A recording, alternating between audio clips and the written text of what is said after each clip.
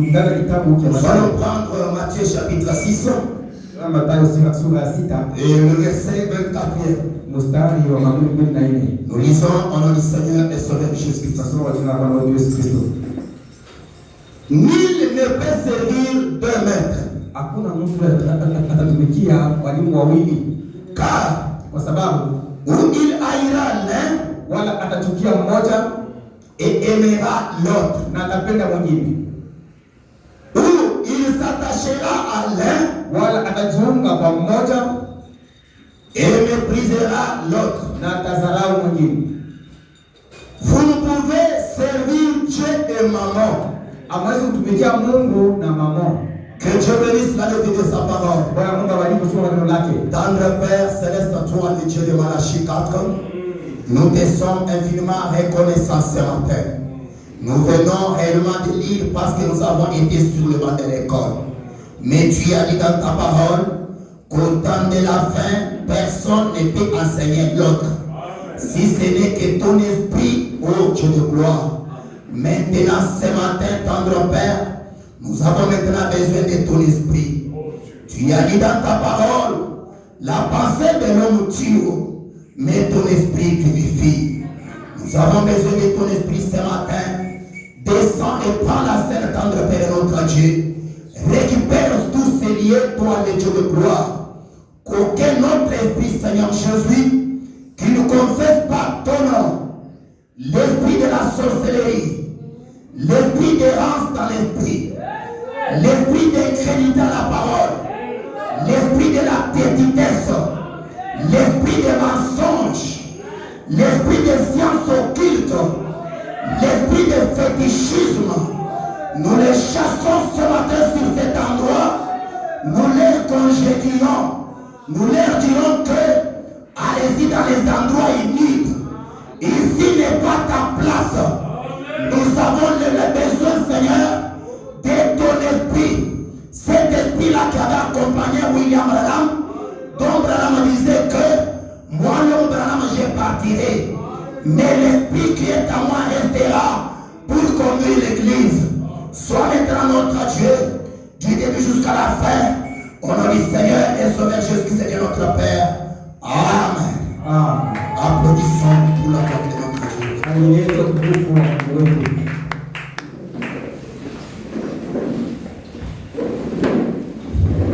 Ok, nous vous saluons encore une fois au nom du Seigneur et Sauveur Jésus-Christ. C'est un grand privilège pour nous ce matin de nous tenir encore une fois au devant de vous. C'est juste le vouloir de notre Dieu. Parce que dormir et se réveiller, ce n'est pas une habitude. Plusieurs d'entre nous étaient dans le même lit que nous. Mais ils n'ont pas eu l'occasion de se réveiller ce matin. Quand vous et moi, nous sommes en vie ce matin,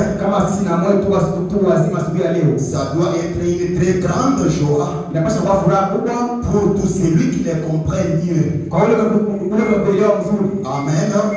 Lorsque je vois Frère Trésor, lorsque je vois Papa André, lorsque je vois Frère Maurice, tout le monde nous sommes là. C'est la grâce de notre Dieu à notre faveur. Que son nom soit béni à jamais. Ok, sans plus tarder, c'était depuis le mercredi qu'on a commencé le travail. Amen. C'était depuis le mercredi, vendredi et aujourd'hui. Depuis le mercredi, nous avons commencé à parler sur un petit sujet que nous avons intitulé Jusqu'à quand clocherez-vous de côté.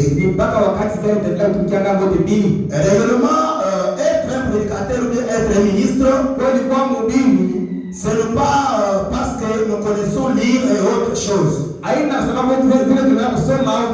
C'est aussi une manière de s'abandonner à Dieu. Amen. Parce que si nous-mêmes on se mettait sur la scène, pour dire que c'est nous qui prêchons, rien ne marchera. arrivera. Amen. Je pense que depuis ce mercredi-là, il y a eu des flots de citations et des flots de prédications qui nous venaient toujours en tête. Mais ce que je disais à Dieu, je disais toujours, mon Dieu, que ta volonté soit faite. Amen. On se laissait à Dieu. Être un ministre, c'est s'abandonner dans une très grande rivière.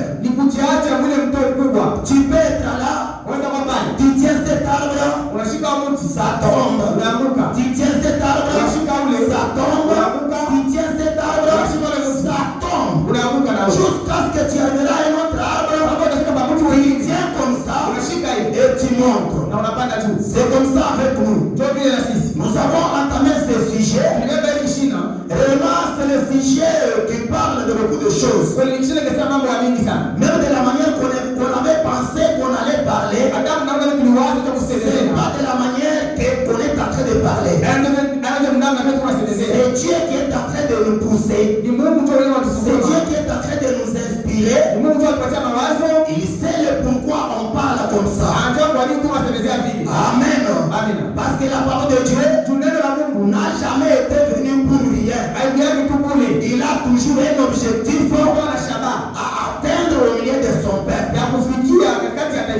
La parole de Dieu, nous, je peux l'imaginer ou bien le prendre, le considérer comme le marteau. Et par là, je peux prendre l'exemple d'un orfèvre. Un orfèvre, cet homme-là, lorsqu'il part dans la recherche, il trouve l'or. Lorsqu'il trouve seulement l'or, ce n'est pas la fin pour dire que non, je me suis enrichi. L'orfèvre fera quoi? Il prendra d'abord le marteau pour commencer à taper sur cet or-là, pour enlever tous les saletés qui se trouvent sur l'or. Amen. L'orfèvre fait que frapper. Il fait que frapper. Jusqu'à ce qu'il verra son propre visage être manifesté dans cet or-là. C'est alors que l'orfèvre comprend que l'or est maintenant pire. C'est comme ça aussi avec la parole de Dieu. Amen. La parole de Dieu, l'orfèvre que nous avons, c'est qui? L'orfèvre, c'est le Saint-Esprit. Amen. Le marteau, c'est quoi? Le marteau, c'est la parole. Lorsque le Saint-Esprit récupère son enfant, lorsqu'il voit sa fille, lorsqu'il voit son enfant avec beaucoup de saleté au-dessus de lui, qu'est-ce que le Saint-Esprit va faire? Le Saint-Esprit prendra le marteau de la parole. Il commencera à taper sur l'or. Il commencera à taper sur la personne. L'objectif de l'orfèvre, c'est quoi? Ce n'est pas pour tuer l'or. Ce n'est pas pour tuer sa fille ou bien son fils. L'objectif qu'il a, c'est que le visage du Saint-Esprit, le visage de l'orfèvre, puisse se laisser manifester dans cet or-là. Amen. C'est pour cela que vous pouvez attendre la parole. On te prêche. Quelqu'un dit que on m'a dit aujourd'hui, on m'a touché aujourd'hui. Quand vous écoutez la parole de Dieu, même au milieu de la semaine, même les dimanches, et que la parole te touche, mon frère et ma soeur, sois heureux, parce que la parole de Dieu n'est pas prêchée à ses poteaux. La parole de Dieu est prêchée aux hommes et aux femmes tels que vous êtes là. Amen. Et lorsque la parole de Dieu te touche, ce que tu as à faire, c'est de demander pardon à Dieu, c'est de te repentir, revenir au pied du Seigneur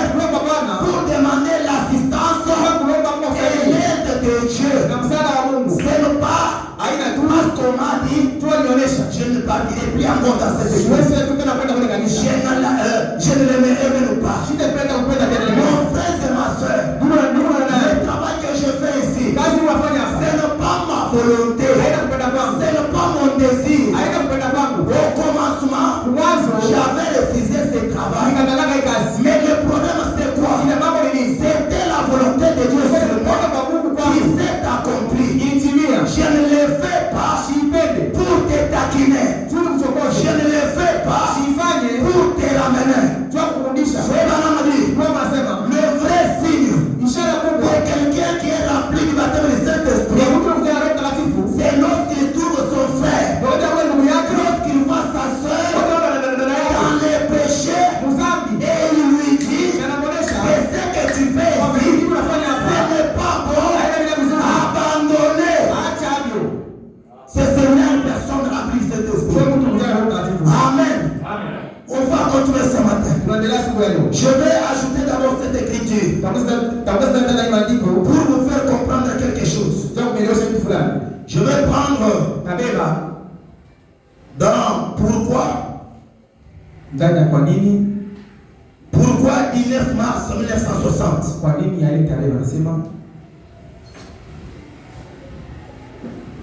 Pourquoi 19 mars 1960.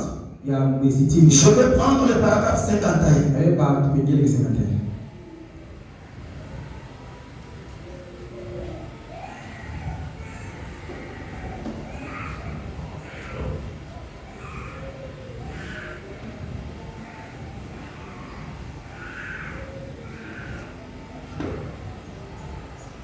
Ok, je suis arrivé.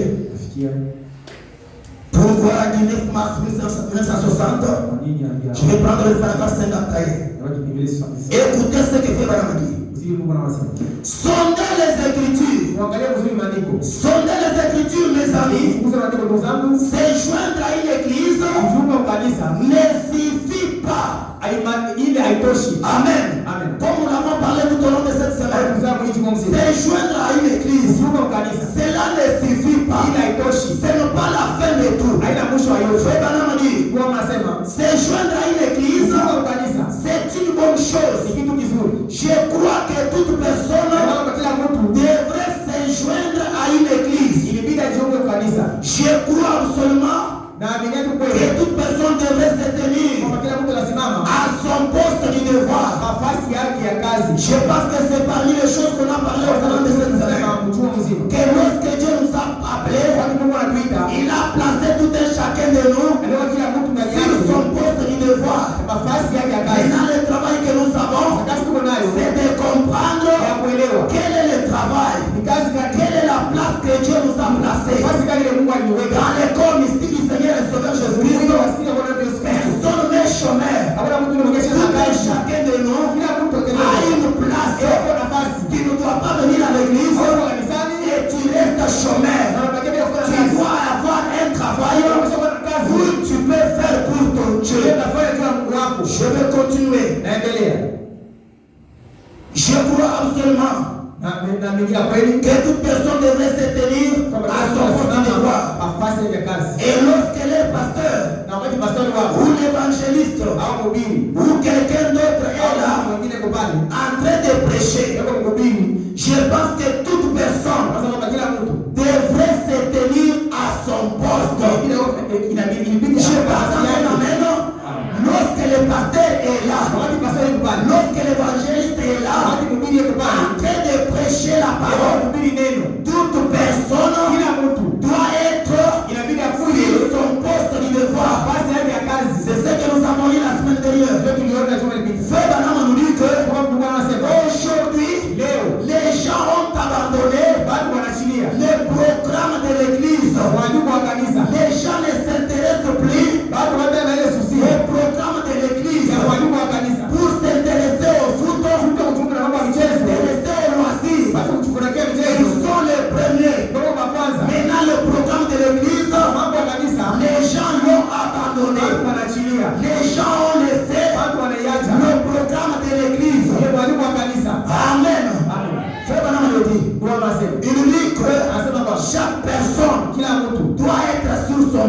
lorsque le pasteur est du haut de la chair, lorsque l'évangéliste est du haut de la chair, en train de prêcher la parole.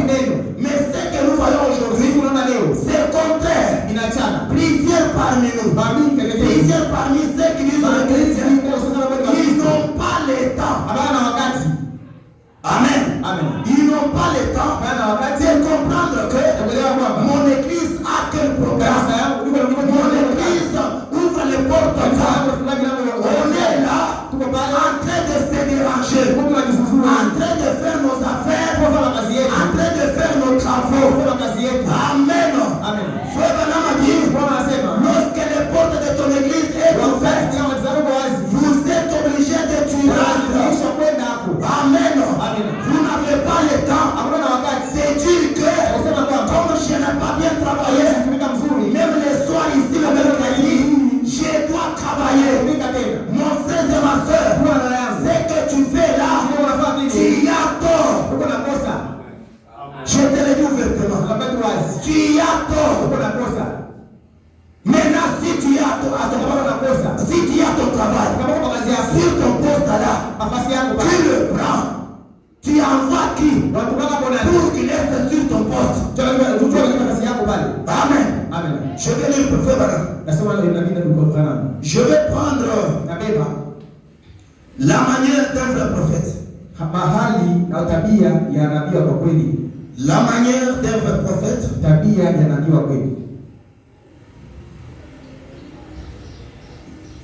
Je vais prendre la manière d'un vrai prophète prêcher le 19 janvier.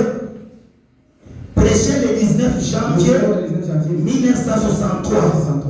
La manière d'un vrai prophète. 19 janvier 63. Je vais prendre le paragraphe 27. Paragraphe 27. Écoutez ce que fait Branham dit. Ainsi donc, s'il vous faut, écoutez attentivement. Ainsi donc, s'il vous faut, vous absentez du travail pour écouter, pour être avec nous, prier avec nous et tout. S'il vous faut, vous absentez du travail. Frère Branham dit, pas de problème. Amen. S'il vous faut, vous absentez du travail. Abandonnez tout. Frère Branham dit, pas de problème. Si vous voulez venir à l'église, pas de problème. Vous n'allez pas me dire, non, mon travail là, je suis en train de le gérer. Mon frère et ma soeur, parmi tous les travaux que nous accomplissons, parmi tous les affaires que nous faisons, si le Dieu du ciel n'a pas mis sa main pour nos efforts et nous les temps de faire. Amen. On doit d'abord respecter le programme de Dieu. Toi, tu peux penser que en faisant ça, je peux trouver. Oui, tu peux trouver. Mais tu ne sais pas c'est que Dieu te prépare. Amen. Il peut peut-être, il te laisse. Tu trouves l'argent. Mais lorsque tu rentres seulement à la maison, l'enfant est malade. Qu'est-ce que tu as fait avec cette famille? Tu n'as rien fait. C'est la bénédiction de l'Éternel qui enrichit. Toi, tu ne peux pas faire tes propres affaires, t'enrichir. Amen. Tu ne peux pas t'enrichir toi-même.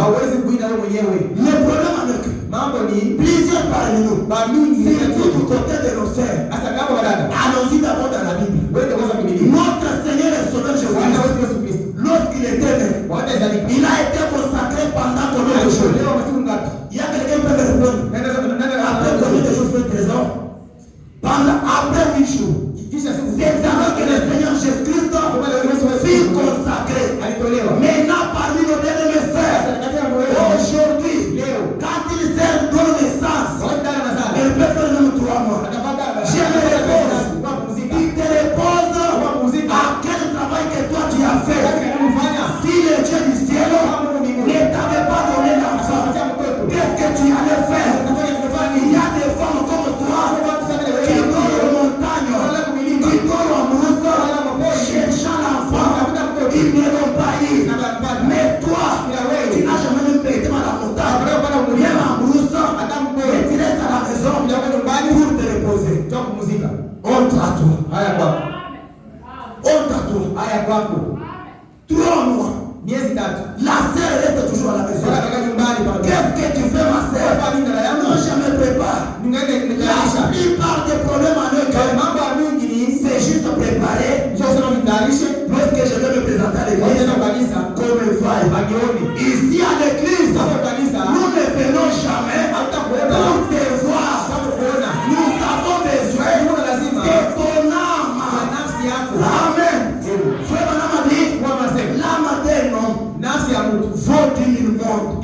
bei ya magunia 100. On a besoin de ton âme. Pour lazima nafsi. C'est ce que nous avons. Ndio kwa lazima. Frère Branham dit, Kwa lazima. s'il faut absenter du travail, absentez-vous, venez à l'église. Kwa kanisani. Ça c'est direct. Ile ni ya kweli tu. Il n'y a pas à ça qu'on va faire quoi? C'est très direct. À ce moment-là, il n'y a pas les explications. Si tu amènes les explications, c'est à toi. Dieu dans William Branham, il nous a clarifié que si c'est pour t'absenter du travail, absentez-vous, venez à l'église. Depuis que tu as commencé ce travail-là, il n'y a même pas quelque chose de spécial. Cette église, nous l'avons dit le mercredi, que tout un chacun a à faire. C'est l'affaire de tout un chacun de nous. Amen. Depuis que tu as même commencé à travailler, il n'y a pas quelque chose de valable que tu as même déjà amené que non. Ça jamais à mon Dieu. Ça c'est un cadeau que je donne à vous. Il n'y a pas. Mais tu brises le programme de Dieu pour tes propres affaires. Amen. Il n'y a pas quelque chose qui dépasse Dieu. Il n'y a pas quelque chose qui dépasse le programme de Dieu. Que ça soit l'éveil. Papa, nous tout le temps on est dans le kilio. 2 semaines. L'éveil est seulement ici. Il est toujours là. Mon frère et ma soeur, c'est non pas ça. La Bible même dit que laissez le monde s'intéresser. Amen. Je vous donne mon propre témoignage. Moi, tel que je suis là, j'ai laissé ma mère sur terre. Je suis parti prêcher la parole. Ma femme est témoin. J'ai laissé les gens à la maison. Ils m'ont entouré. Des par les autres. Chacun programme de prêcher dans une église. J'ai dit aux personnes sensibles pour dire que attendez-moi ici. Je pars quelque part. Je reviens. Amen. Et que jusqu'à là, on peut me dire que je n'ai pas pleuré ma maman. Je l'ai pleuré. J'ai fait tout ce qu'il faut aller. Mais quand le temps de l'église est venu, j'ai laissé les gens à la maison. Je suis parti à l'église. Je suis parti à l'église. Même l'été ne peut pas interrompre. Même nos fêtes, même nos désirs ne peuvent pas interrompre le programme de Dieu. Les mercredis on est là, les vendredis on est là, les dimanches on est là. Soit si toi tu n'es pas là, ça c'est votre affaire. Nous on continue. Nous on continue. J'ai connu que papa, les gens qui manipulaient beaucoup d'argent, là-bas, quelqu'un pouvait voyager aujourd'hui. Les samedis, il pouvait voyager. Mais je comprends que non. Demain c'est le dimanche. C'est inutile de commencer le voyage aujourd'hui. Je vais commencer le voyage le lundi. Il entend voir. Il entend écouter la parole. C'est ce qui a fait que dans les temps, ce message a accompli beaucoup de miracles, a accompli beaucoup de prodiges. C'était des personnes qui étaient droits, qui aimaient la parole, qui aimaient le message. C'est ce qui amène ces choses. Les absents. Vous allez même à Dubaï. Cette même personne-là, autour de lui, il y a 6 de 10 frères qui vivent grâce à lui. Quand il parle de Dubaï, il amène les $500 de zéro, $300 de zéro, $100 de zéro. Il part là-bas, il amène les marchandises. Les frères vivent grâce à lui. Amen.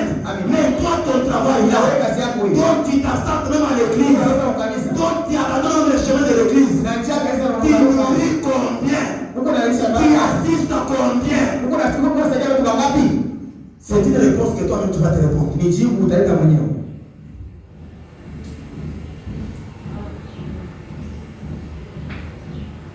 Je vais continuer. Endelee. Là on lisait.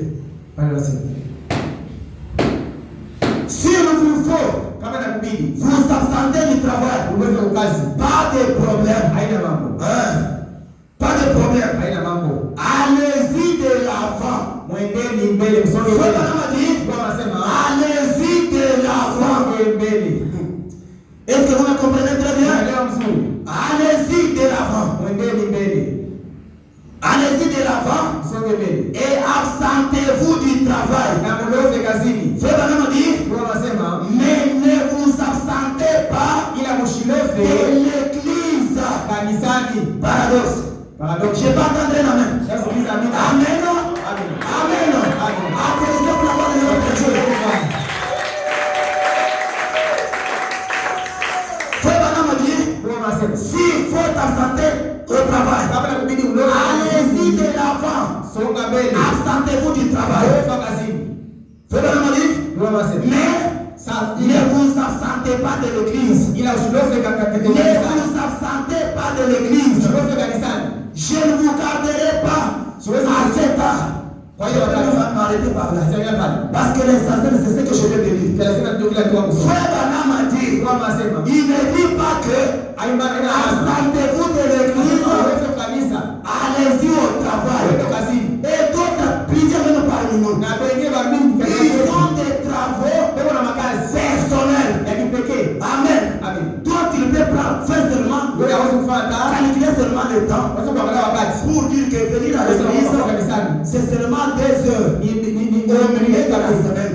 Mchuma. Je travaille du matin Natumia kutoka mchana jusqu'à même 15 heures, mpaka pale saa même 15. 16 heures juste. Au passer juste. L'église ici commence à 16 Kanisa heures. passer 20. Je quitte Natoka. pour venir à l'église. Tuko kanisani. La personne n'est même pas là. Mtu ashina. Maintenant, Sasa si on vient seulement faire les investigations, hapo na kasara dans ces 2 heures-là, wengine pamoja na saa tu mbili. t'absentes à l'église. Sio ndio kanisani. Combien tu as gagné? Unapata ngapi?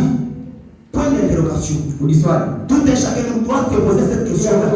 Il a gagné combien ngapi? dans les 2 heures ou bien 2 heures de travail Ile saa mbili. que tu t'es absenté à l'église là? Ndio kanisa. Tu as gagné combien? Unapata ngapi? Mais tu peux voir Ila unaweza kuona. quelqu'un avec tout un programme Mtu na mwalimu dans la journée. mchana. Il vient au travail, Na kanisani il travaille 20 jusqu'à 12 heures. kama pale kwa saa 12 Il heures. stop, il est maintenant 12 heures. Je dois aller me restaurer à la maison. Nikakule nyumbani.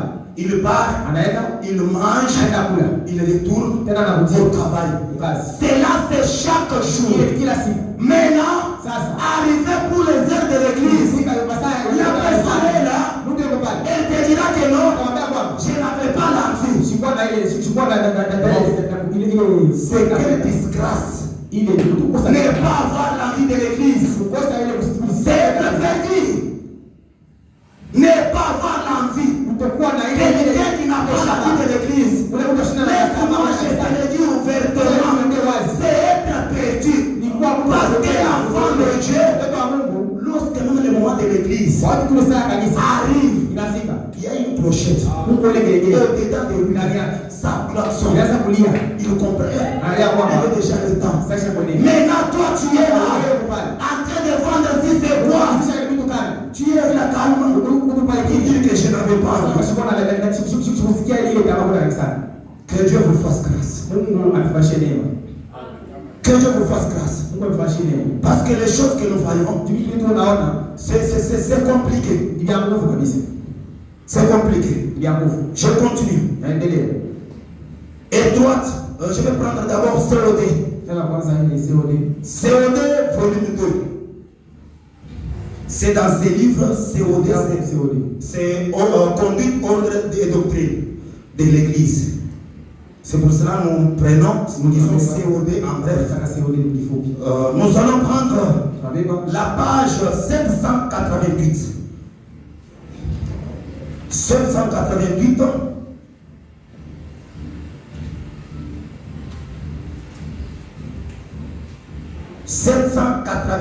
COD volume 2, la question 256, page 788, paragraphe 209 à verset 10. Écoutez bien ce que fait Madame. On m'a fait venir à propos de quelque chose de semblable. L'autre jour, un groupe de l'Arizona a attiré mon attention. Il a attiré mon attention là-dessus. Voyez-vous, un groupe de ministres me disait la seule chose que nous avons contre vous, c'est un groupe de ministres. Ils s'étaient présentés devant Abraham. Il lui disait que il y a une chose que nous les ministres des assemblées, nous sommes contre vous. Amen. Même du vivant de frère Abraham, les gens étaient contre lui. Écoutez bien ce que frère Abraham dit. Nous avons quelque chose contre vous. Contre toi, frère Branham. L'une des choses, c'est que les gens, écoutez attentivement, c'est que les gens qui viennent vous écouter, les gens qui avaient toujours l'habitude de venir écouter, c'est-à-dire que l'église de Branham, là où Branham prêchait, amen. Il dit que les gens qui viennent vous écouter, écoutez, les gens qui viennent vous écouter, il n'y a pas moyen de les convaincre d'aller à aucune église. Amen. Pour dire que je suis invité. Je suis invité au Mangué Tabernacle. Je suis invité au Papaye Tabernacle. Je suis invité au Matemele Tabernacle. Je suis invité là-bas. Là aussi c'est toujours l'église du message. Frère Branham m'a dit, on lui disait que ça ne se comprend pas. C'est que nous avons contre toi et que les gens qui viennent t'écouter toi, il n'y a pas moyen de les convaincre d'aller dans une autre église. Amen. Si vous avez choisi paradoxe, c'est ça votre église. Si vous êtes invité quelque part, allez écouter la parole. Que ça soit en dehors du programme de ton église. Si c'est le mercredi soir, il y a la personne, mon église, les portes sont ouvertes. Je dois être sur mon poste. Si c'est le vendredi, dites-lui que je ne vais pas m'absenter. C'est mon église. Les portes sont ouvertes. Si c'est le vendredi matin, si c'est le dimanche matin, dites-lui que mon église, les portes sont ouvertes. Si on sort seulement ici à 12 heures.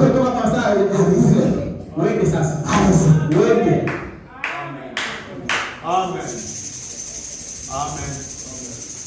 Frère, nous allons plus le produire.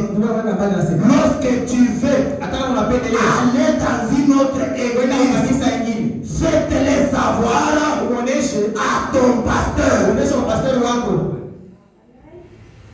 Amen. Parce que le pasteur, c'est de lui qui veille sur ton âme. Il doit d'abord connaître quel genre de nourriture que tu auras mangé là où tu es invité là.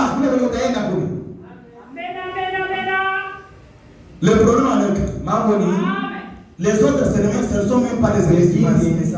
Mon frère, le dimanche, tu étais partout. Non, j'étais invité à l'ATC. J'étais invité là-bas au Penta. C'est là où le pasteur là m'a beaucoup suivi. Quelle honte! Les enfants du message, les enfants de ce message, ce sont les aiglons. Les enfants du message, même si c'est une sœur, devant un pasteur pentecôtiste, il doit fuir. Parce qu'elle doit les recadrer. kwanza amweke tu lui montrer d'abord sa place. inabidi Le amweke travail qu'il a. Toi, tu sais qu'aujourd'hui c'est le dimanche. Et j'ai une église. Si j'étais le membre de ton église, et tu trouves les échos que telle sœur est partie dans une autre église, or que toi tu es en train de prêcher, qu'est-ce que tu sentiras, pasteur? Amen. Amen. Si tu poses une seule question à un pasteur, même la fois prochaine, va commencer à t'éviter. Amen. Je continue.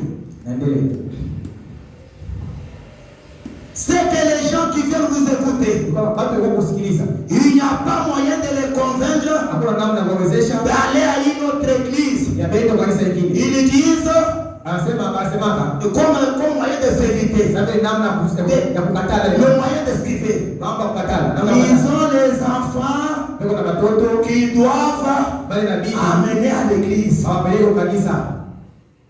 Amen. Toi, tes propres enfants, tu n'as jamais fait l'école de dimanche n'est pas seulement pour des petits enfants. Amen. L'école de dimanche est pour tout le monde. Il y a des choses là élémentaires que peut-être tu n'as pas eu l'occasion de connaître. Vous êtes obligé de te présenter.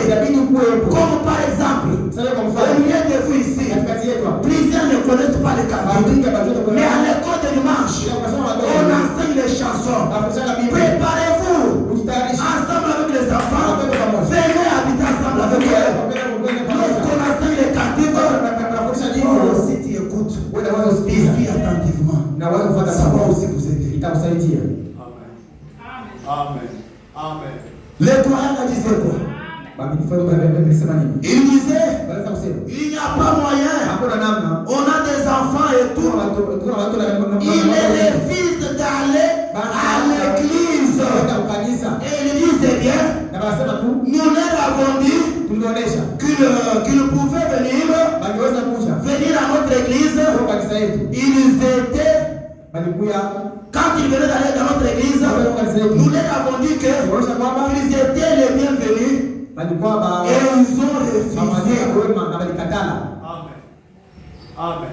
Je pense que c'est clair. C'est clair. C'est clair. Si peut-être c'est ta première fois d'entendre ça, mettez en pratique ça. Mettez en pratique ça. Je continue. Je vais prendre maintenant étroite et la porte. C'est une prédication étroite et la porte. C'est une prédication du 1er mars 1959. Je vais prendre le paragraphe, la page 51, paragraphe 58. Écoutez. L'autre ne pensait pas qu'il rétrogradait. Frère Branham prend l'exemple de l'autre. Du moment de Sodome et Gomorrhe. Frère Branham dit, ce que l'autre faisait, il ne pensait pas qu'il rétrogradait. Mais il s'est mis à regarder en direction de Sodome, où les choses étaient faciles. Eh bien, des fois, nous regardons au chemin facile. Tu peux voir quelqu'un autre dans une église, abandonner une église pour suivre les facilités, pour dire que c'est une église qui est déjà grande, nous n'aurons pas beaucoup de travaux. C'est ce que les croyants du message, cette slogan-là, aujourd'hui, regardez dans les églises, là où il y a des milliers de gens, ce sont là les églises que les gens sont pleins. Maintenant je vous dis, pour vous dire mieux, vous voyez tel que nous sommes là, si vous voulez recevoir une expérience par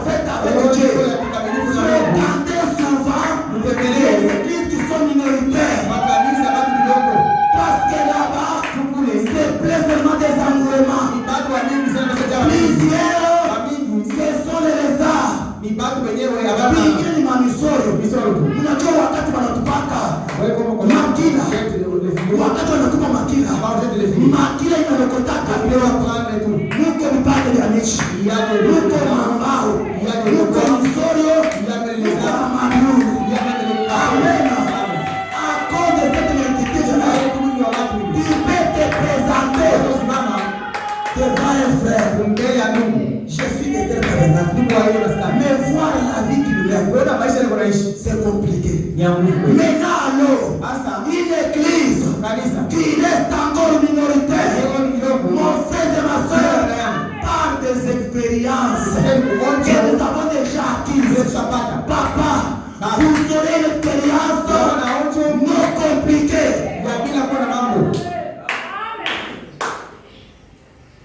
Aujourd'hui, je vais vous dire, je suis aux États-Unis, je suis au Canada, je suis quelque part.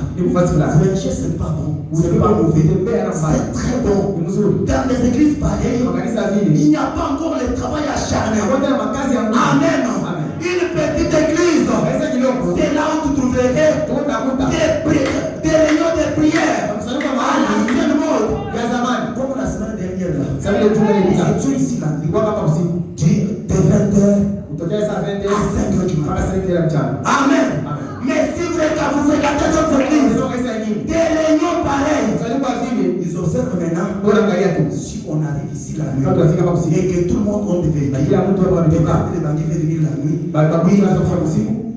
mon frère et ma soeur, ne suivez pas ces choses-là. Ne suivez pas l'état pareil. Mets-toi au travail. Tu t'es présenté au paradoxe. Mets-toi au travail. Tu veux venir, tu veux voir. L'église est prévenue. Mets-toi au travail. Le travail d'un chrétien, c'est la vie de la prière.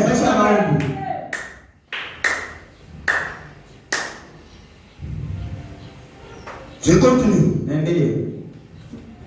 Et bien de fois, nous les humains, nous regardons au chemin facile.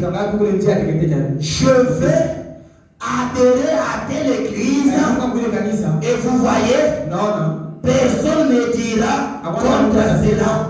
Si tu pars et tu adhères à cette église-là, personne ne dira contre ça. Écoutez, parce que c'est la plus grande église de la ville. Les gens aiment toujours ces noms-là. Tu entres dans quelle église? Une église qui est plus renommée. Moi, j'entre dans Papaye Tabernacle. Quand tu lis ça, il se sent fier. Tu te sens fier, mon frère et ma soeur.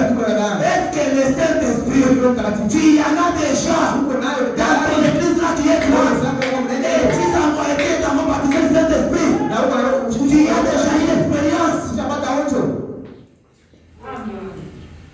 C'est par là que nous voyons aujourd'hui beaucoup de voleurs, beaucoup de bandits. Ils se disent, nous sommes du message, nous sommes de tel tabernacle. Mais là, sur terre, des choses que tu ne peux même pas comprendre. Quoi là? Suivre seulement les multitudes. On est nombreux. Chez nous, c'est une église grande de la ville. C'est parce que à l'intérieur, il n'y a rien. Cherchez d'abord le Saint-Esprit.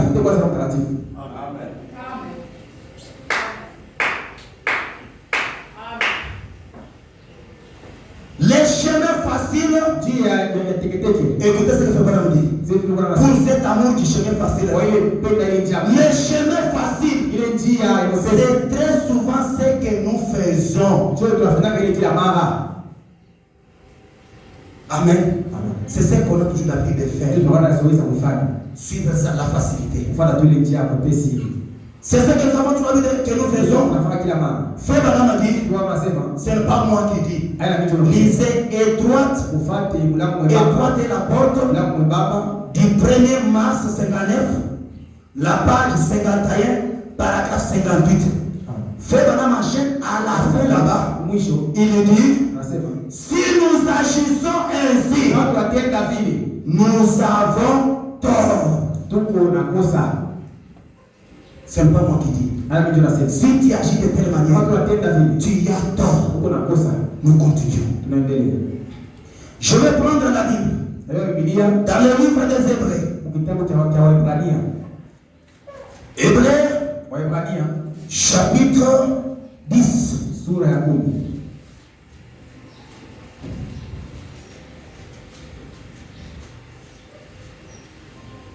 Ok, sont arrivés? Hébreux chapitre 10. Nous allons prendre le verset 25. Verset 25. Hébreux 10. Hébreux chapitre 10. Verset 25. Écoutez ce que la Bible dit. N'abandonnez pas votre assemblée. Il n'y a pas d'amen. Amen. On te dit à toi, mon frère et ma soeur. C'est la Bible qui dit. Hébreux chapitre 10.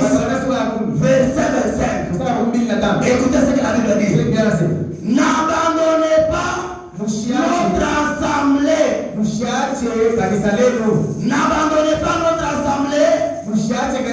Comme c'est la coutume de quelques-uns.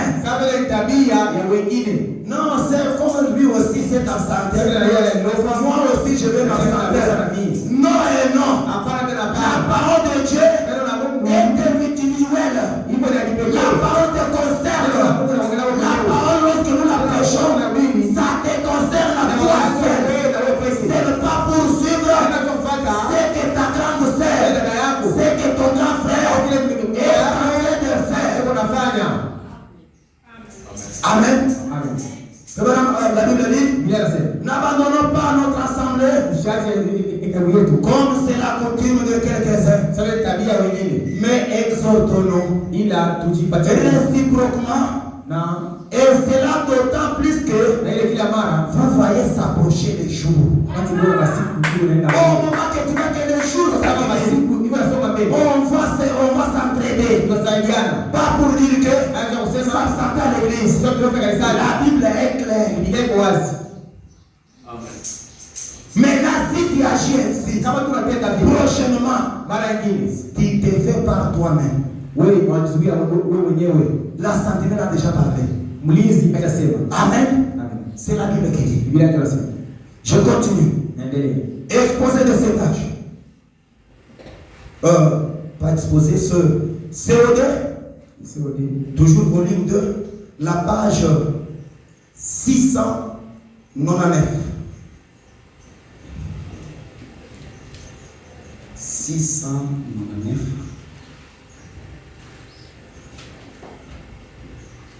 Ok, je suis arrivé. CO2, volume 2, page 699. Je vais prendre 30e paragraphe. Je vais lire au milieu là-bas. Mais toi, prenez tous les paragraphes là. Sur le paragraphe 30. Écoutez, Fébana. L'esprit des prophètes. Amen. Je parle comme ça lentement pour que nous comprenions bien. L'esprit des prophètes est soumis aux prophètes. Amen. Dit l'Écriture. Quand vous voyez un homme que vous devez corriger, fait Pascal lui aussi. Ce qu'il dit là, est-ce qu'il est capable de l'assumer? Je suis capable de l'assumer. Amen. Je ne suis pas contre vous. Je l'ai dit au début. Je l'ai dit comme ça pour la Seigneur. Parce que nous savons que tous nous avons besoin du ciel. Amen. Je ne veux pas voir mon frère de ma soeur être resté aller en enfer. Or que moi je suis là. Mais écoutez ce que fait mon écoutez. L'esprit de prophète est soumis au prophète. Quand vous voyez un homme que vous devez corriger, corriger. C'est ça. C'est ça. Quand vous voyez un homme que vous devez corriger, ou une femme au mwanamke, que cette personne ne reste pas à sa place. ule mtu ashibakie nafasi yake. Tu corriges quelqu'un. Uko unarekebisha mtu. Au lieu d'attendre de prêter oreille à ce que vous êtes corrigé, Kwa vile wengine wanaonesha kwa anasema tu vois la personne qui ne reste pas en place. ashibakie nafasi yake. Rester en place, c'est faire quoi? Kubakia nafasi yake kwa un enfant. Una mtoto. Lorsque vous avez un enfant, Watu wa mtoto tu les grondes unamfokea. ou tu dis à l'enfant de faire quelque chose. Afanye kitu Tu as gani? un enfant de faire. Vous avez déjà fait ça? C'est ce que fait la maladie. Si tu vois quelqu'un, un homme ou une femme qui mérite la correction, qui demande la correction, et vous voyez la personne qui ne reste pas en place, comme ici à l'église, il n'a pas le temps de parler. Tu unaanza kuona unaanza kutenda plakishi nikusema kila balisema kinamshirikisha katika mkichi si tu vois une personne qui ne reste pas en place, on te corrige, tu ne restes pas en place. Écoutez ce que ça veut dire. Un homme ou une femme, que cette personne ne reste pas à sa place, tandis que vous lui dites la vérité selon l'Écriture. Alors, cela montre que l'esprit qui est sur eux n'est pas de Dieu. Tel qu'on parle là, toi tu sors en étant en colère. Il a parlé comme ça pour moi. Il ne sait pas que nous sommes des dignitaires. Il ne sait pas que nous sommes de telles personnes dans cette église-là. Pourquoi il parlait pour nous comme ça? Moi je suis ministre, je devais aller à la plénière, que je m'absente à la plénière pour aller à l'église. Écoutez seulement ces petits-là. Et si vous êtes dans une église qui est derrière l'argent, un tel ministre ou un tel pasteur, il ne passera même pas la chair. Ça c'est un état de causerie entre des responsables. Vous avez écouté cette enfant, c'est qu'il disait là, moi à la prière, on devait faire ça, on avait la réunion. Frère Branham a dit, noir sur blanc, ça montre l'esprit qui est en eux. Et que cet esprit-là, c'est l'esprit mauvais.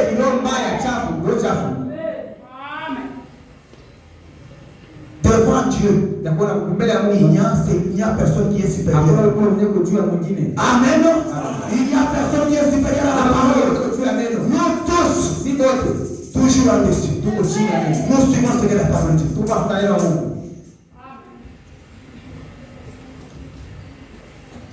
Ça montre que l'esprit qui est en eux n'est pas l'esprit de Dieu. Quand l'esprit de Dieu n'est pas en eux, quel est l'esprit que tu as? C'est l'esprit du diable. Amen. La parole de Dieu est toujours comme ça. On te corrige, on te redresse. C'est alors que tu deviendras mature. Amen. Nous l'avons déjà suivi.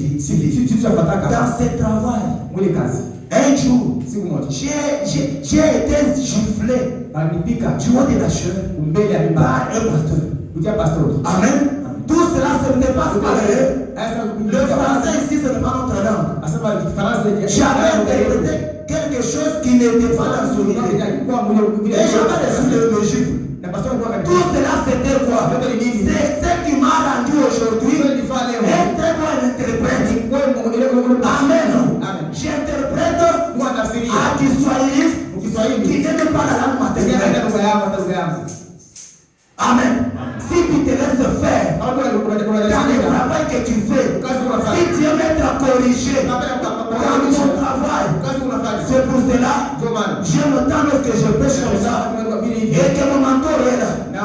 J'aime tant parce que lorsqu'il verra que ici tu es mal parti, il me dira, fils, regarde, ici fait ça, ici fait ça. hapa fanya hivi. J'aime tant ça. Nataka hivi. Ça va m'aider. Inasaidia. Ça ne sera pas pour moi. Hata kwa juu Ça sera pour le corps du Seigneur. Dans le monde entier. Parce que je suis appelé à aider plusieurs personnes. Il faut que lui soit là. En train de me diriger. Ne faites pas ça. Faites ça. Faites ça. C'est bon. Mais si tu trouves un enfant, un frère ou bien une sœur, on les corrige, on ne reste pas en place. L'esprit qui est en lui n'est pas l'esprit de Dieu.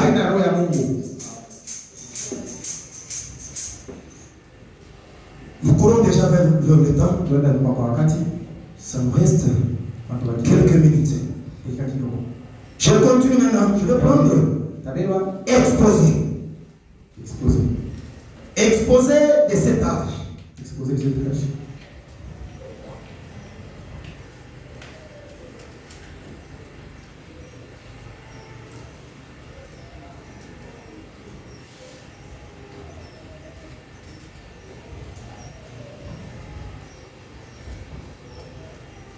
C'est la page 315.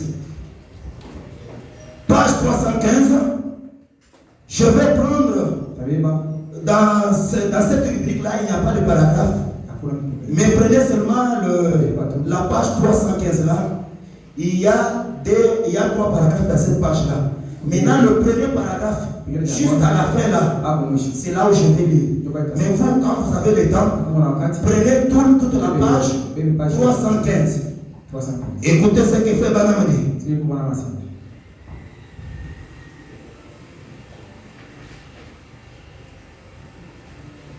Je vous supplie, après tout, Amen. Je pense que nous avons écouté la parole. Cette parole, nous l'avons écoutée depuis le mercredi. Amen. Quelqu'un a récupéré. Nous avons beaucoup parlé le vendredi sur le frère qui suit le football. Nous avons lu. Si vous n'avez pas eu le temps d'être là et que tu étais absent le vendredi, allez-y sur notre compte YouTube Paradoxe Tabernacle qui se trouve sur l'avenue Kayoa, le numéro 2. Entrez sur YouTube, vous allez trouver la prédication. Vous allez suivre. Nous avons beaucoup parlé sur le fait là qui s'intéresse beaucoup au foot. Nous avons bavardé, nous avons fait beaucoup de foot. Et aujourd'hui, c'est l'absence. Amen. Je sais que tout un chacun de nous a compris là où la parole peut l'encadrer, là où il a tort. Maintenant, lorsque la parole est perdue et que tu trouves que tu as tort quelque part, vous êtes obligé de revenir. Amen. Mais la manière de revenir, la seule manière, par la chair. Au travers de la repentance. Tu viens là, tu pleures avec ton cœur. Mon Dieu, je ne savais pas que voir le football c'est mauvais. Je vois les loisirs et tous les consoles, c'est mauvais. Je ne savais pas, mais je le faisais par manque de par ignorance. Aujourd'hui, mon Dieu, tu m'as dit de ne pas m'absenter à l'église. Amen. Fais-moi grâce. Fais-moi grâce, mon Dieu. Pour un vrai chrétien qui a besoin du salut. Je vais le faire maintenant. Je vous supplie. C'est fait maintenant qui vous supplie. Le prophète de l'âge. Je vous supplie.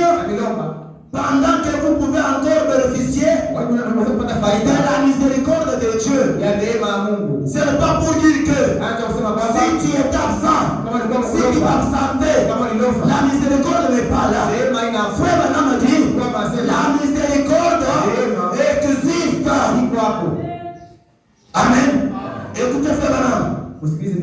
Sans autre Vous pouvez encore bénéficier de la miséricorde de Dieu, de donner toute votre vie, de donner maintenant ta vie, de prendre maintenant le serment avec ton Dieu, pour Dieu. Seigneur, à partir d'aujourd'hui, je ne m'absenterai jamais à l'église. À partir d'aujourd'hui, je ne contemplerai plus les footballeurs. À partir d'aujourd'hui, je ne suivrai jamais les loisirs. La miséricorde est là. La grâce coule encore. La grâce coule encore. Pour toi, mon frère et ma soeur, qui avait pris l'église comme quelque chose de la légion, s'absenter à l'église, c'est tout de l'eau à boire pour toi. Maintenant, le Dieu du ciel t'appelle. Il te rassure que la miséricorde est là. Revenez. Ne reste pas là où tu es. Écoutez.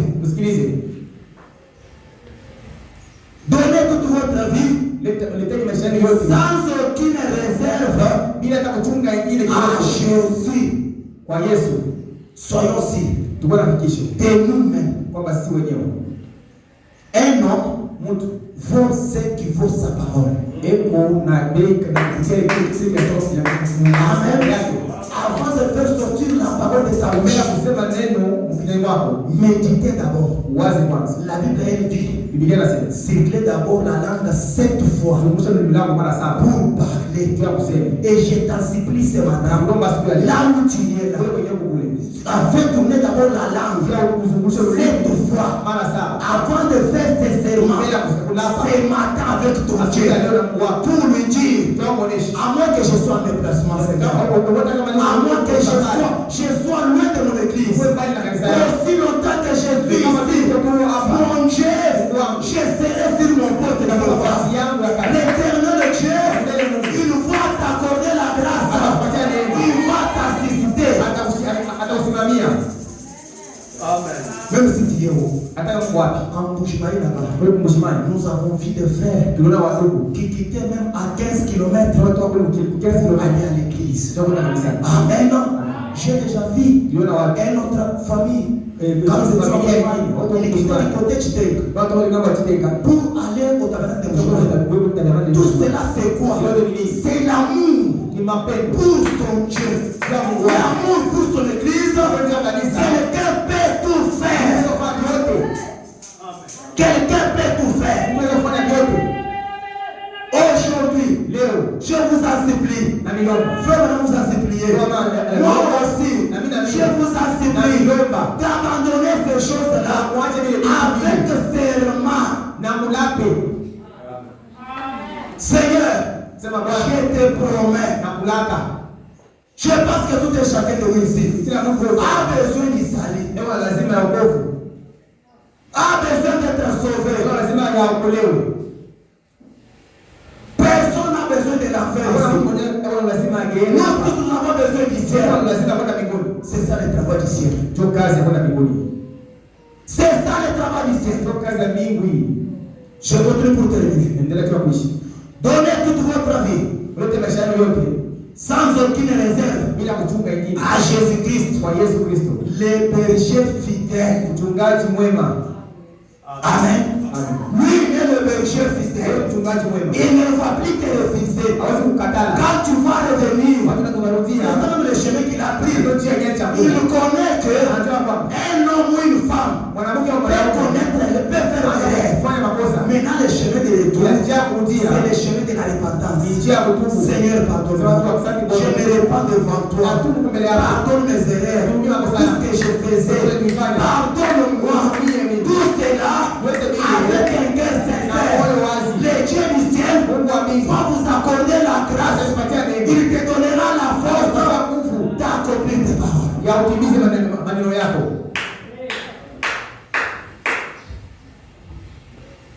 Lui, il est le berger fidèle qui vous sauvera. Amen. C'est lui qui vous sauvera, qui prendra soin de vous et qui vous fera paraître dans la gloire, na akanionekanisha mtukufu, irrépréhensible ile et dans la grâce. na mfuraha. Notre berger fidèle est là. Mchungaji wetu mwema C'est lui qui te fera paraître dans la gloire. atakuonyesha kule Sans péché. bila dhambi. C'est lui. Ni yeye. Maintenant le problème te concerne. Que tu reviennes. Urudie tu. Je lis cette dernière écriture Soma maandiko ya mwisho. pour pouvoir terminer. Jua kuisha. Je vais prendre Tabeba la voix d'un vrai prophète. njia sauti ya nabii wa kweli. La voix d'un vrai prophète. Sauti ya nabii wa kweli. Je vais prendre, c'est une prédication. C'est la cérémonie intitulée La voix d'un vrai prophète. Sauti ya nabii wa kweli. Njia. Okay. La voix d'un vrai prophète ya nabii wa kweli. se prêchait Ilihubiriwa le 13 mai tarehe ya 13 mwezi wa 1962. tarehe ya 62. Je vais prendre le paragraphe 310. Écoutez ce que fait Balaam dire. Il n'y a qu'une seule chose. Il n'y a qu'une seule chose à faire. Une seule chose à faire. Revenir exactement là où on s'était écaré. Amen. Ce que nous avons à faire ce matin, c'est de revenir là où on s'était exactement écaré là. Revenons. Écoutez. Là où on s'était écaré et reprendre le départ. Amen. Et reprendre le départ. Reprendre le départ.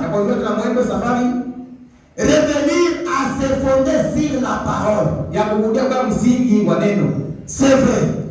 Repentez-vous.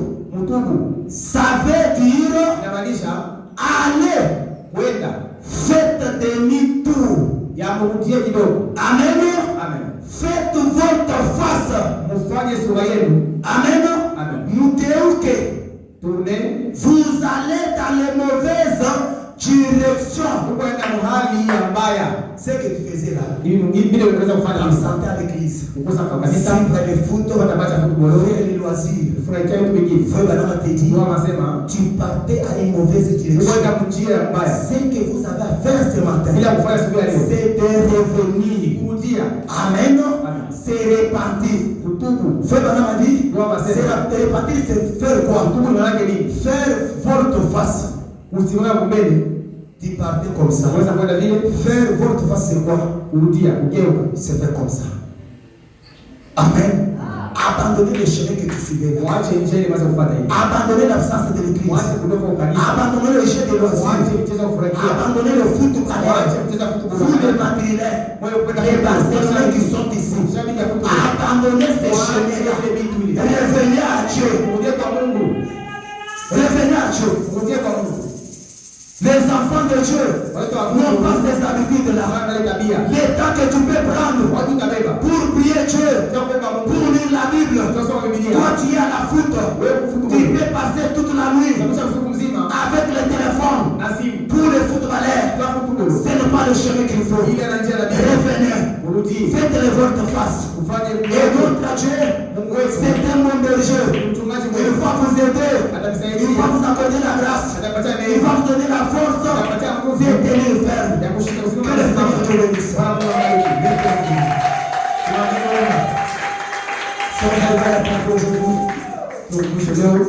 Nous laissons la place au conducteur pour pouvoir achiner son programme.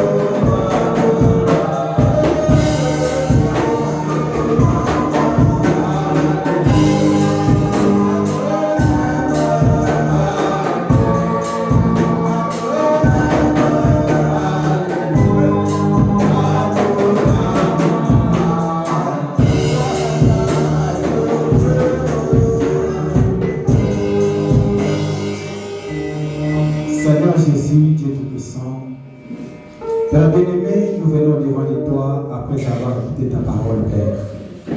Nos cœurs, mon Dieu, mon roi, ont brillé, mon Dieu, mon roi, et dans les mon Dieu, mon roi, pendant que nous étions en train d'écouter ta parole. Merci, Seigneur bien-aimé, ce matin, parce que tu nous as parlé, mon Dieu, mon roi. Tu nous as parlé au travers, mon Dieu, mon roi, ton serviteur, Père. Tu nous as montré, mon Dieu, mon roi, combien de fois nous sommes fautifs au devant de toi, parce que nous regardons, mon Dieu, mon roi, les matchs. Nous sommes absents à l'église, mon Dieu, mon roi. Tout ce que nous faisons, Père Céleste, mon Dieu, mon roi, toi, tu es le Dieu qui voit en secret, Père éternel. Tu sais, mon Dieu, mon roi, les péchés dans lesquels tes enfants sont plongés, mon Dieu, mon roi. Ce matin, nous sommes venus au devant de toi. Après avoir écouté ta parole, mon Dieu, mon roi, nous venons au devant de toi, Père. Nous sommes fautifs. Père bien-aimé, pardonne, mon Dieu, mon roi, nos péchés, Père. Pardonne nos erreurs, mon Dieu, mon roi. Tout ce que nous avons fait, mon Dieu, mon roi. Toi, tu es le Dieu qui nous voit. Toi, tu es le Dieu qui sait, Père bien-aimé. Pardonne, Seigneur bien-aimé. Tu le sais, chacun de nous a prié de sa façon, Père. Tu as écouté, mon Dieu, mon roi, la prière de chacun d'entre nous, mon Dieu, mon roi. Père bien-aimé, notre prière, Père bien-aimé, ce matin, c'est que tu puisses, mon Dieu, mon roi, nous retourner, Père. Tu nous as dit, mon Dieu, mon roi, que ta miséricorde durera toujours, Père bien-aimé. Père bien, mon Dieu, mon roi, par ta miséricorde, Père. Nous rentrons, nous sommes venus, mon Dieu, mon roi. Nous nous sommes rendus que nous sommes en train d'aller, mon Dieu, mon roi, dans une mauvaise direction, Père éternel. Permets, mon Dieu, mon roi, ce matin, Père, de nous pardonner, mon Dieu, mon roi, que ta grâce coule encore au Seigneur Jésus. Laisse que, mon Dieu, maintenant, c'est bien-aimé, que par ta grâce, mon Dieu, qu'à chaque fois, Père éternel, que les portes seront ouvertes de mon église, mon Dieu, mon roi, partout où nous pouvons nous retrouver, mon Dieu, mon roi, que cette cloche, mon Dieu, mon roi, puisse sonner, mon Dieu, mon roi, dans nos âmes, afin que nous soyons prêts, mon Dieu, mon roi, pour venir au Tout-Puissant, répondre, mon Dieu, mon roi, à notre poste, mon Dieu, mon roi, de devoir, Père éternel, puissant. Merci, mon Dieu, mon roi, pour les serviteurs sur lesquels tu nous as parlé ce matin, Père bien-aimé. Il a perdu l'eau et le sang, mon Dieu, mon roi. Réconforte-les, mon Dieu, mon roi, parce que toi, tu es le Dieu El Shaddai, qui a les mamelles, mon Dieu, mon roi, pour réconforter tes serviteurs, Père. Bénis, mon Dieu, mon roi, son ministère. Aide-le, mon Dieu, mon roi, assiste-le, le Tout-Puissant. Bénis notre église paradoxe, mon Dieu, mon roi. Bénis mon frère. Bénis ma soeur. Bénis, mon Dieu, notre pasteur, mon Dieu, mon roi. Nous remettons à toi, mon Dieu, ce matin, l'honneur, mon Dieu, mon roi, la gloire, Père bien-aimé, la félicité, Père éternel. Sois loué, sois adoré, mon Dieu, mon roi. Oh, Dieu Tout-Puissant, nous sommes, mon Dieu, mon roi, nous sommes à la fin, Père éternel. Nous sommes arrivés à la fin, Père éternel, mon Dieu, mon roi. Et la nouvelle semaine commence, mon Dieu, mon roi. Tes enfants sont là. Il y a ceux qui n'ont pas de travail. Il y a ceux qui sont malades, mon Dieu, mon roi. D'autres ont des difficultés, Père bien-aimé. Après avoir, mon Dieu, mon roi, été dans ta présence, mon Dieu, mon roi, nous croyons, Seigneur, que celui qui est venu enseigner malade, il est guéri au nom de Jésus, mon Dieu, mon roi. Nous croyons, Seigneur, que celui qui avait un problème, il a reçu, mon Dieu, mon roi, la solution au nom de Jésus, au Dieu Tout-Puissant. Et celui qui n'a pas de travail, il a reçu son travail ce matin. Au nom de Jésus, mon Dieu, mon roi, accorde-nous, mon Dieu, mon roi, la grâce. Et que, mon Dieu, mon roi, qui est la foi, mon Dieu, mon roi, cette foi d'Abraham, puisse, mon Dieu, mon roi, jaillir à nous, de telle sorte que nous qui étant, mon Dieu, mon roi, la sémence d'Abraham, que nous puissions vaincre, mon Dieu, mon roi, que nous puissions posséder, mon Dieu, mon roi, toutes les portes, mon Dieu, mon roi, de nos ennemis, Père Céleste. Merci, Seigneur Jésus. Merci pour ta grâce. Bénis, mon Dieu, mon roi, notre pasteur. Nous voulons passer jamais. Pardonnez pour la grâce que nous a accordée. Nous prions, mon Dieu, mon roi, de votre Père, Père. Aide-nous, mon Dieu, mon roi. Assiste les Pères bien-aimés. Toi, le Dieu de William Branham, c'est toi le Dieu que nous sommes venus, mon Dieu, mon roi, Seigneur Père. Bénis Paradoxe Tabernacle, que nous puissions aller de l'avant, mon Dieu, mon roi, de victoire en victoire, Père bien-aimé. Merci pour cela, mon Dieu. Nous laissons dans notre prière, d'entre tes mains, comptons sur ta grâce, au nom puissant de notre Seigneur et Sauveur, Jésus-Christ. Nous avons supplié avec foi, comptons sur ta grâce, nous disons ici avec foi. Amen.